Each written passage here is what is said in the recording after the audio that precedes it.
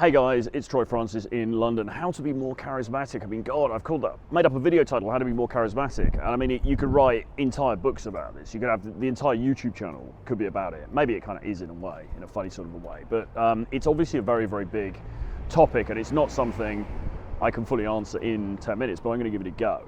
I think, and there have been various different, Olivia Fox-Cabane, for example, who wrote about charisma, talks about power, presence and warmth as being the three main characteristics. I've talked about this countless times before. I mean, I do kind of hold to that. I think she's got a good point. So presence in the sense of you're very present with the person, you're very much there, okay, when you're interacting with people.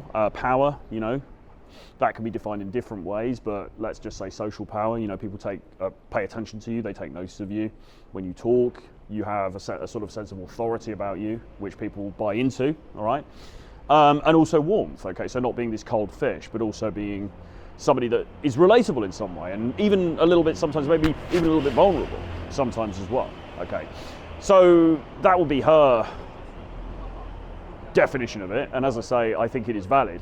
I would just say though, for me personally, I think that ultimately charisma comes down to authenticity, okay? It's being authentically you, whatever that means. Now, the argument then gets a bit circular because people will say, well, okay, what if I'm a fat fuck sitting in my mum's basement playing Minecraft, you know, can I just be that and that's charismatic? And no, I mean, that's not really going to work, right? But there's a whole slew of different facets to that, okay, to that archetype. So probably the guy's out of shape, probably the guy's not very social, probably the guy is not well dressed, well, we say, you know, he's overweight, etc. So there's a whole bunch of different strands to a stereotype like that. So, but the other thing that never gets mentioned about that archetype is that guy will also have opinions about things. He will have his own unique way of seeing the world. He will think certain things about society. He will think certain things about men and women. He will have certain views, okay? He will have a certain way of experiencing his consciousness. Is going to be different to mine or to yours.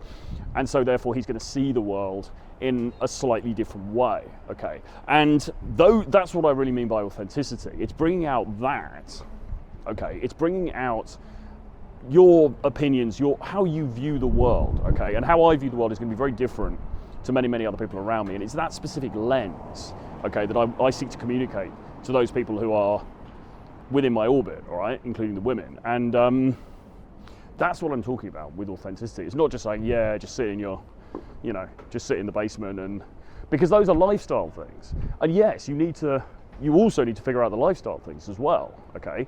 You do, for the most part, need to get into as good shape as possible, right? You do need to figure out your career so you're making some money, okay? You do need to dress well. You don't have to dress like me, but you can, you need to dress in a way that suits you. You want to make sure your grooming is in point, like all of these things. But all of this stuff is very baseline stuff, okay? It's not, the self-development side of the manosphere is hugely important, and it's been hugely beneficial to me. And I really love self-development. I'm a self-development junkie. I think there's some fantastic stuff out there, and it's changed my life immeasurably, okay? Lots of different things. We were just talking about James Clear before with James, Atomic Habits. You know, I read that fairly recently, quite late to the party with that one, but amazing. You know, like life-changing stuff. Ryan Holiday, Ego is the Enemy, great book. Robert Greene, right? There's so many different facets to self-development, so many different concepts and ideas and things that you can take on board. Really, really useful. But at the same time, it's also baseline to charisma, okay? We need to be doing the self-development stuff, and with that, let's include fitness in that. So fitness, making cash, looking good, being in a good place spiritually and emotionally and mentally, okay? That's baseline. Of course you need to get that stuff sorted out. And not only do you need to get it sorted out, you need to maintain it as well, okay? And that's the difficult part, right? This isn't just a one and done. You're just like, all right, tick that box, on to the next thing. You've got to maintain it also every day of your life by having good habits, Atomic Habits, James Clear. But it's only when you've got those things into a decent space that you can then start to extend your wider charisma to the world. Because yeah, you're right. If you are the guy in, you know, the overweight dude sitting in his mother's basement, and then he suddenly comes out to Mayfair and tries to be charismatic as that guy, obviously that's not going to wash very well. But that's for a number of reasons, a number of interconnected reasons, but a number of different reasons nonetheless, that include the state of his health, his fitness, his aesthetic, and so on, okay? When he gets those things sorted out, or at least not sorted out, because we never, as I say, it's always work in progress. It's never this, you know, you sort of go, right, that's the end of that chapter and it's done completely. But when he's got those things in some sort of order, then he comes out, and now he gives his charisma more of an opportunity to shine. And it's at that point that people start to pay more attention to him. And then, as I say, the charisma really is about real authenticity, which is not about these external things, about like, oh, okay, so he's been wearing the same t-shirt for 3 weeks.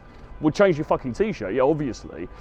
But that's not really an integral part of his soul. That's not an integral part of that guy's authenticity. What is an integral part of that guy's authenticity is, as I said, the manner in which he views the world, the way in which he interacts with things and people around him, what he thinks about politics, what he thinks about people, what he thinks about men and women and literature and love and nature and relationships and the universe, okay?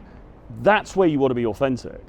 Spirituality, that's where you want to be authentic and not hold back, okay? But yes, we live in a very surface level, materialistic, some would say shallow kind of world. And so things like how you look and how you present are also important, okay? And just in the way that we would say a guy who's very good looking might get a foot in the door in terms of dating when others wouldn't, well, it's the same thing. I mean, so look as good as you can, present as well as you can, so that you can then get a foot in the door with women or with people who you're networking with generally. But then once you get that foot in the door, you've got to do something with the opportunity that has been given to you. And what you want to do is be authentic, all right? Is show them your true self, but your real authentic self, not just this worrying about this external level stuff. Anyway, I hope that made sense. I think it made sense. Let me know in the comments below. Do hit subscribe if you haven't done so already. Give me a like. Hit the notifications bell, and if you want to do some coaching with me, then you can get on a free call first to discuss, only to discuss the coaching though. We don't do a whole coaching session, but you can have a quick free call. The link is below, or email Troy at realtroyfrancis.com. I'll see you again very soon. Bye bye.